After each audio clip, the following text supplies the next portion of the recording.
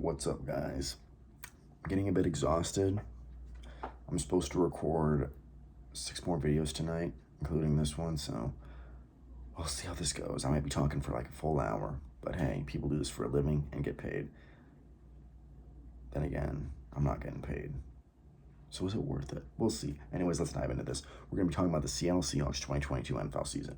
We finally gotten to the point now where we're going to be talking playoff team seasons, not just these random weird teams like the Commanders or the Colts or something like that. We're talking about real teams now. Good teams. Playoff teams. Let's dive into it. So, the Seahawks season was one of the most shocking seasons we've ever seen, with one of the most shocking stories in sports we've ever seen. And that's not a hot take, that's not an exaggeration at all. We thought the Seattle Seahawks were going to be arguably the joke of the league this year, a bottom 3 team in the league. We really thought this. We were like Seattle, Atlanta, Houston, maybe Chicago. Those were going to be the worst teams in the league. We thought it was absurd that Pete Carroll would consider starting Geno Smith at quarterback. And, they trade for Drew Lock, or they didn't really trade for Drew Lock. I mean, you know what I mean. He came along with Noah Fant, everything else when Denver traded for Russ. But anyways, they get Drew Lock, and I'm like, okay, well, I think Lock has potential, but I'm surprised Drew Lock's going to be the starter, and everyone's like, they're going to get Baker Mayfield, yada, yada, yada. And Pete Carroll said, no, we don't want anyone else. We're good with what we have. And I was like, okay, Drew Lock it is, I guess, because there's no way Geno's beating him out in camp. And then Geno beats him out in camp, and I'm like, Pete, what are you doing? You're starting a mid-tier backup at best. You know what I mean? I know they have good offensive weapons, but why are you starting this former bust who hasn't started at all in years, other than a couple games maybe as a backup? I know he started a couple games when Russ was injured his last year there, but still. Pete Carroll and Geno Smith proved us all wrong. I mean, I thought that the Monday night game, the opener, when Russ came back, I was like, yeah, Denver, they're going to blow him out. I'm like, this is really unfortunate for Seattle. And then Seattle somehow wins. Geno plays good.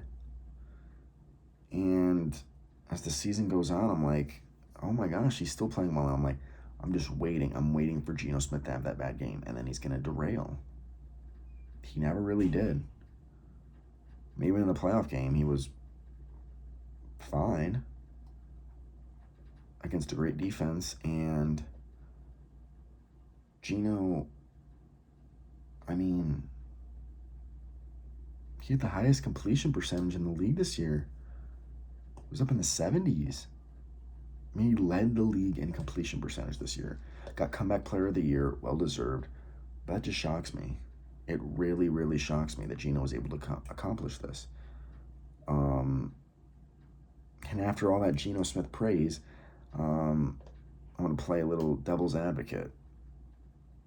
You got to move off him. Maybe not this year, but the year after, you have to move off Geno Smith. Geno Smith proved he is a starter this year. He is a starter in the league. But sort of like I was talking about in one of the previous videos with Jared Goff, starters don't win Super Bowls. You got to be in that top 2 tier class, and he's not there. So what do I think they should do at quarterback? Bring him back this year. You can use him as a bridge quarterback. You got a real pick, a top 5 pick this year. Draft Will Levis.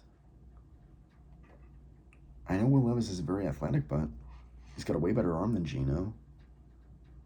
And Geno's not that more athletic than Will Levis. Draft a quarterback. Draft Will Levis. I know the defense needs addressed, but Pete Carroll is a defensive guy. He'll make sure it's addressed. They have some pieces, and they have a later pick. You've seen all the pass rushers in this year's draft.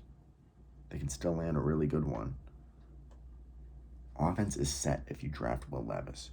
You have Geno as the bridge quarterback, Levis as the rookie who's learning behind Geno. Levis will be the backup. I don't think Drew Lock's still going to be there. If they do bring him back, he'll be a third string. Not even sure he'll be on the active roster, which makes me think Lock won't be back, depending on what Seattle does, with the draft. But then you'll have Kenneth Walker III at running back, DK Metcalf, Tyler Lockett at receiver, Noah Fant, Will Dissly at tight end, and then you have Charles Cross, the Ole Miss left tackle, and then that right tackle whose name I can't remember, but Seattle,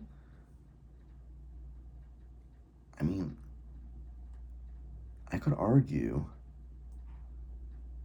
they at least have the second best future, maybe the best future in their division. Arizona's a mess. The Rams are going to fall apart soon, and San Francisco, as of right now, we don't think has a quarterback. So Seattle gets Will Levis. Isn't their future the brightest? I know Pete Carroll's old, but your defense is going to improve. You're keeping most of your offensive pieces together. Sit him here. I know we don't like to sit rookie quarterbacks anymore, especially first rounders, but I think you do it. I think that's what I would do if I was Seattle's GM. But I'd like to talk about Pete Carroll now before this video is over. I've always been a huge Pete Carroll fan. Liked him more than others. I recognize that now in today's game, he's not probably top 5 coach in the league. I think at one point, a couple years ago, I had him as the best coach in the NFC. But anyways.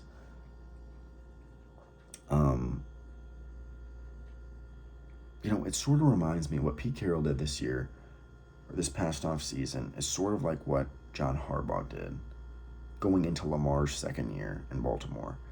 I was like, John Harbaugh should be fired unless he is able to completely develop Lamar this offseason. And I was like, that's not going to happen, so might as well just fire him. And then John Harbaugh literally shocked me. And he completely changed Lamar Jackson in the offseason. Lamar went from just this athletic, great dual threat guy, quarterback to MVP. And that's like the most impressive thing I've ever seen a coach do in the offseason. He flipped a switch like that. Can't snap, sorry, so I'll just do that. But, and then Seattle, this might be more impressive. How the hell did Pete Carroll do this? He took a former bust, someone who's been a backup for years and has barely started any games since his Jet days. You make him a starter. He was competent, led the league in completion percentage.